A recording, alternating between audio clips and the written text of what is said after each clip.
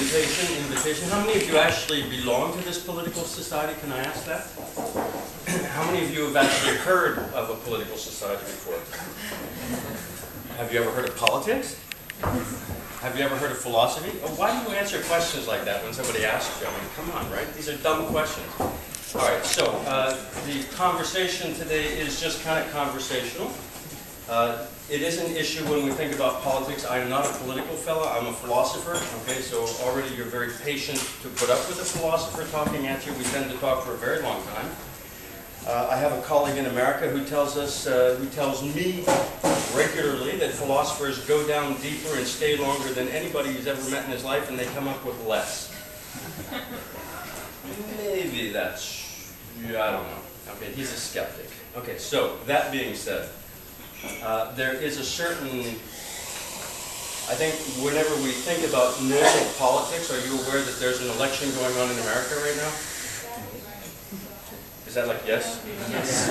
Okay, so yeah, there's an election going on in America, and there's a fury in that process, and there's also a dismay. There is an election in France going on right now for a presidential thing that's going to happen here in the summer. There is equally a fury and a dismay whenever it comes time to talk politics. Have you ever tried to have a conversation where you're going to talk politics with somebody? Did that really work out well with you? You know, generally everybody gets kind of pissed off and they want to leave, or they just want to drink more. In either way, the conversation kind of comes to an abrupt halt. So I think that there are reasons for philosophers to begin maybe understanding about this fury and this dismay in the political life. So I wanted to tell you kind of three philosophical stories. Have you ever had a philosophy class? Have you ever known anybody who had a philosophy class? Were they okay or were they strange? Okay, fine. Okay, so remember, we're talking about fury and dismay. It's a fury because we feel that there's a certain intensity. We feel that this is something that is really vitally important to what we do in the world, to how we live, to our ability to live in a given society. So there's this kind of rush, there's this anxiety. There are problems, we identify them, we need to fix them. There's this whole thing that happens, and we're driven, there's this massive anxiety. But then on the other hand, in order to try to come up to a solution to these problems that we've identified, there's this kind of profound dismay, like, huh? Is it possible that this person is still alive and saying the dumb things that he's saying? Okay, we have a couple of presidential candidates in America that are like that. My wife every morning is kind of like, wow, where did that guy come from? And yet he's running for the highest office of the land, which is frightening. Right, so we have this kind of thing. Now, what does philosophy bring to this equation? I would like to tell you that philosophy has answers, but I actually think that philosophy brings a mixed bag to this.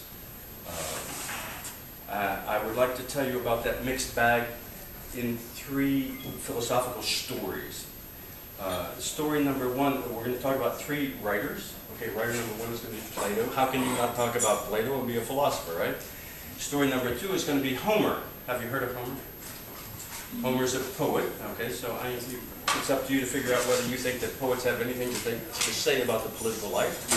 And then story number three, the third author is going to be Voltaire. Have you heard of Voltaire? He's a Frenchman. The first writer, then, Plato, the stories come from his book, The Republic. Can you all hear me back there? Can you hear me back there? The stories, good, cheers. There are two stories that I'm interested in. Remember the mixed bag thing, okay? Because that means there's going to be some muddy waters here, right? Two stories. The first story is from the second book of the Republic, Plato's Republic, and it's called the story, we call it the Ring of Gyges, you know, like whatever. And the other story that we're going to talk about from Plato is going to be in book 3 of the Republic. It's the idea of the noble lie. So, story number one. There's this guy, says Plato. His name is Gyges, right? Now, Gyges is a shepherd. Oh, that looks good. You didn't bring any for your teacher. Sure, So this guy's name is Gyges. Plato is actually getting this story from Herodotus, 5th century BC Greek historian. Okay, so he steals this guy's story and he turns it to his own use. Okay, so this is, you're going to discover mythology here. The story is this: the shepherd was minding his own business one day and he was in the middle of an earthquake. The land opens up around him and he thinks, oh, you know, what's that all about? And he sees this massive hole, and like a good shepherd who has nothing better to do with his day, he decides to go down in this hole. And he discovers that it's a tomb. And in this tomb is this big kind of a giant fella, right? And he's laid out in a metal or an iron horse. And he has this massive ring on his finger. And so Gyges is looking around. Remember, he's a poor shepherd kind of a guy. He's looking around. He sees this ring. And he's a little bothered, but he borrows the ring, he takes it, and he leaves. Right? So Plato is interested in the question. Obviously, Gyges is going to have fun with this ring, and he's going to put it on and off, and he's going to kind of experiment with it. And when he puts it on, and he's going to discover that he becomes invisible. Right? So you have your first Gollum ring, right? Lord of the Rings, you wonder where Tolkien gets his ideas, eh? Good classic authors. Anyway, we have this ring of invisibility. Now, what Plato is interested in asking with this kind of a story is, when a simple man like Gyges puts on a ring of invisibility, what will he do? Will he act justly? Will he act well? Or will he act unjustly? Will he act like a shit? Okay? And it turns out that Gyges, this very simple man, in fact, puts on this ring of invisibility. He discovers that he can be invisible in the councils and things like that. He starts taking advantage. He gets his way close to the king's wife. He seduces her. And in the process, he actually kills the king and will replace the king. Right? That's the story. What do you do with a story like that? Right? So, what does Plato want us to understand from a story like that?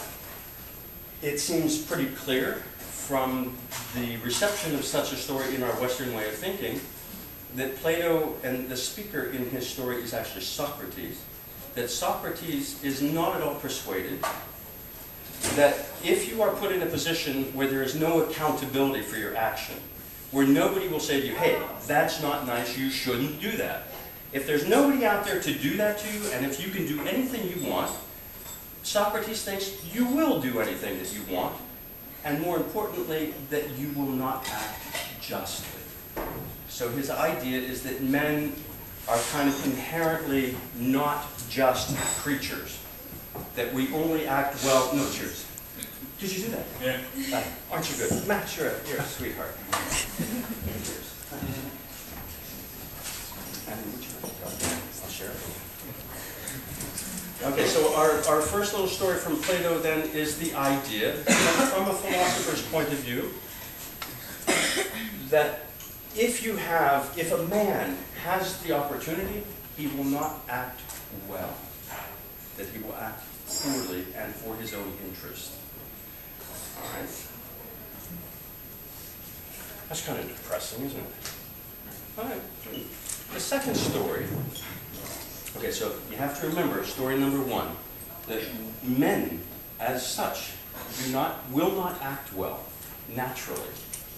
Okay, that they will work to their own advantage.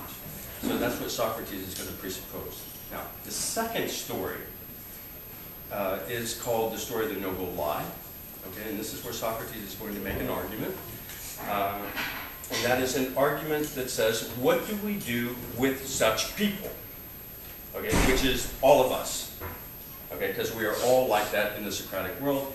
If each of us was given this invisible ring, we would do whatever we wanted and we would not act well. So, says Socrates, what we need to do when we think about what the ideal state might look like is we need to create the kind of a story that will give us all unity, that will bring us together and make us united. Because then, remember how we each act naturally out of our own. own interest. Okay? If there's a story that unites us, we begin to think about community. Okay, does that make sense to you? All right, so we have in Plato or Socrates' argument the idea that we need some kind of a unifying story. The Americans will call these foundation myths that will unite us and that will help to make our interest be for the group as opposed to the individual. Okay, so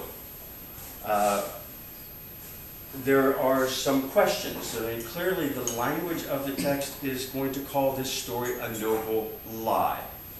What do you get out of that? That was like a question. That means it's kind of like okay to answer that. What do you get out of it? What, noble lie, what do you get? There are clearly two pieces. Doesn't sound very nice or good. Lie has a negative connotation. Okay, lie has a negative connotation. What about the noble part? It has positive connotation.